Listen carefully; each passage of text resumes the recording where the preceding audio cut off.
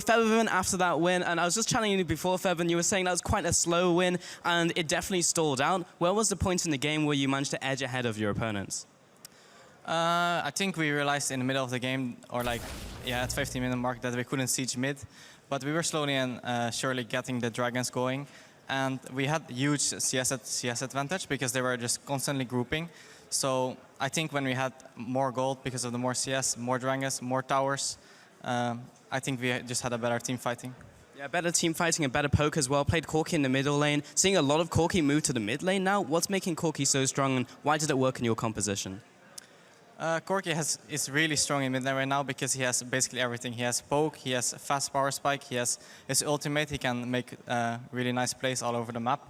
And it's just 75% magic damage is just incredible, and he's just so safe as well and does insane damage, so yeah. Insane damage. And finally, this one here. Fnatic looked kind of shaky coming into the split, and now you're starting to pick up wins. What has changed, and what else do you need to improve on moving forwards in these weeks?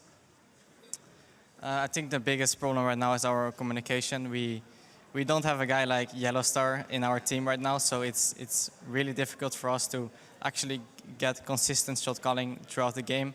But I think this is our biggest weakness right now, and this is the biggest improvement we are making right now. So if we get this fixed, I'm pretty sure we will do really well. Well, very interesting to hear about Yellowstar there. Well, thank you very much for the interview. Congratulations on the win. We're going to take a closer look at that game and send it over to the analyst desk. Thank you very much. And Featherman also echoing what we've said in the pre-games of Fnatic in the last couple of weeks. It all comes down to that communication and how fast they'll be able to fix it. I think that's a good question. You wanted me to bring it up, and now you don't jump in. No. But I thought he had something to say. Okay, so you just trolled me. The thing for Fnatic yesterday, the thing today is Fnatic constantly makes everything harder for themselves than it's supposed to be. Yesterday when they were trying to pull off this, massive wombo combo with like Malphite, Lissandra going one-shotting everything, every single time they tried to do it was at the wrong time. Where like people were already disengaging and they ended up getting only one guy instead of getting like 3 guys.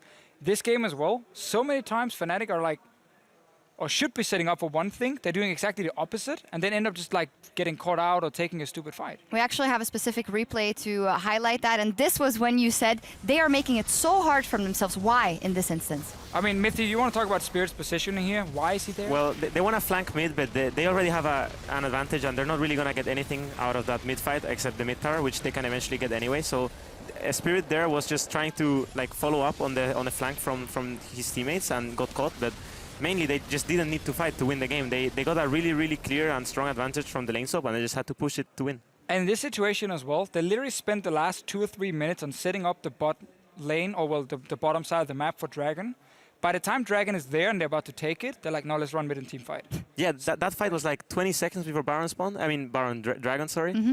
Yeah. It's just like, you're spending so much time on one thing, commit to that one thing. Don't go like, oh, I don't want to wait 20 more seconds, I want to fight now. Because then you end up getting these super rushed team fights where Spirit is the first man kind of walking in on an Italy, and he obviously get binded and it's just one shot. However, waiting might have been a problem for them, because you mentioned at the 20-minute mark when Fnatic was 50k, that would be a whole lot, 5k ahead, which is still a lot, that you thought that Splyce was going to come back because of the Lux, because of the heavy scaling components. You immediately said, no, they can't. Why was there a disparity here? He said they had a chance. Yeah. And they did. I mean, Splyce, in my opinion, had a lot of chances to get back into the game, but not one where it's an easy one for them to take. And that's the problem for Splyce, because like they would have to basically win a fight around Baron, potentially, but because also Shen was in the game, constantly felt like Fnatic had just more pressure to always just create one big play, as long as they just didn't fight Splyce, which they did like 10 times. The way I see it, the way the pick and ban went, the only way, like Splyce could eventually scale up and so on, but they were so down in towers, and towers basically mean map vision and map control, and so the only way they could actually win is if Fnatic kept screwing up. They screwed up, I think, twice throughout the whole game, even though it was just 4 kills. It was, I would say, 2 screw-ups around. But eventually, Fnatic managed to get their plan together and and then got the Baron before Splyce could react to it, and then as soon as they had Baron, they just had to push for the win. It took Fnatic 28 minutes to put a pink ward on Baron, and then shortly after they could actually start playing around it and pick it up. When Splyce had a blue trinket there forever. Yeah, the blue trinket. It lasted there. It was put down at 20 minutes, minutes, right? 5 seconds. And it lasted 8 minutes. Yeah.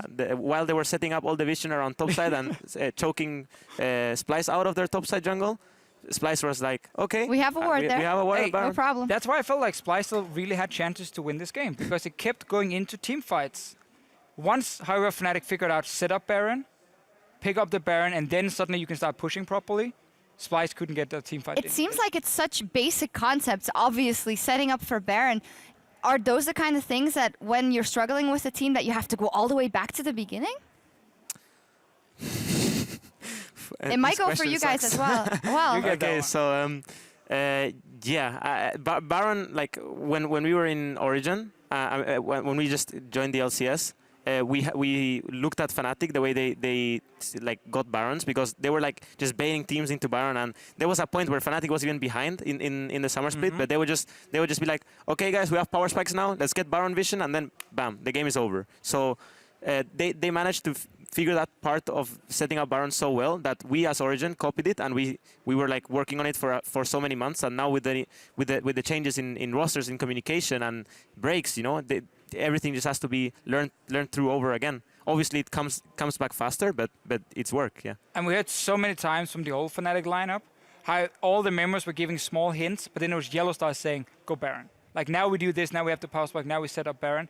Fabian just said himself, they're still kind of lacking that shot calling part in the mid game. They don't have that guy who can say 100%, like Mithy of course is saying during the game when we were watching it, how every move Fnatic should make. They don't have that guy in game at the moment.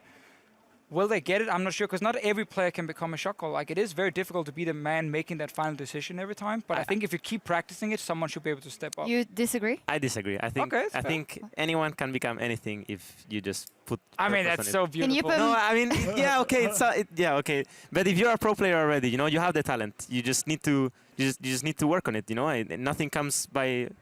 Nothing just rains on you, you know, like you just have to work Well, for there it. is an element of natural talent, though. I I mean, think look at there someone is. like Sven and Forgiven, the way they play AD carry. But that's not not be shot learned, calling. or- Yeah, but that's not shot calling. That's Yeah. something Oh, completely you mean in different. terms of So, match? but the thing about shot calling, to me, at least when it comes to being the guy who makes the final decision, some people are just a lot better at having a bigger overview. And still being able to focus on what they're doing themselves, but also being able to focus on what's happening. A lot of other players are very tunneled on like what they're doing specifically on their own champion. And I think we see that from different players, which is why I don't think every team could just point out one guy and say, okay, if we practice for 1 year, you will be a great shot caller. I think honestly, there needs to be some element of talent.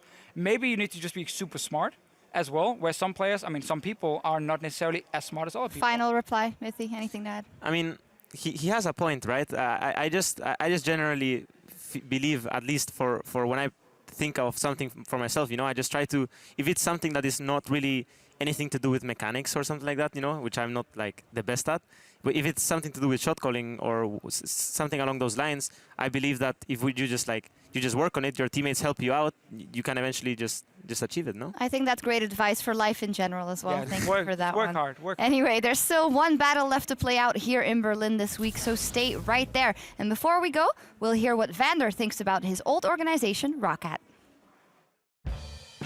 There are players they're not known to be really good, you can honestly say. I actually think they are pretty good, but I thought they will be worse. They just did really silly mistakes and it costed them the games, so it's not like they are really bad or anything. I think they might catch up a bit, yeah, they will.